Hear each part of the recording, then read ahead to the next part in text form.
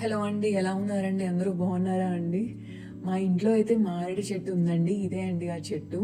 ఈ చెట్టు 10 సంవత్సరాల క్రితం మా డ్యాడీ నాటారండి.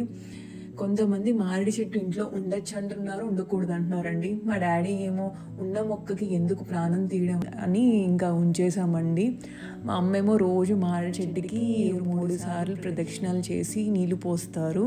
అప్పుడప్పుడు మా అమ్మకి కుదిరినప్పుడు నేను ఇంట్లో ఉంటే నేను పోస్తానండి. చాలామంది మారేడాకులతో శివుడికి పూజలు చేస్తారండి. ప్రతి సోమవారం, శనివారం మారేడాకులు శివలింగం మీద వేస్తే నెగిటివిటీ పోతుందని అందరూ నమ్ముతారు. 3 ఆకులు కలిసి ఉన్నవే శివాలయంలో ఇస్తారండి. కానీ ఆకులకి చిల్లు ఉండకుండా చూసుకోండి. ఈ చెట్టు చూసారా అండి ఎంత పొడుగ్గా ఉందో? చెట్టు బరువైపోయి ఒక వైపుకి వంగిపోయింది. మీరు చెప్పండి ఫ్రెండ్స్, మారేడు చెట్టు ఇంట్లో ఉండొచ్చా, ఉండకూడదా?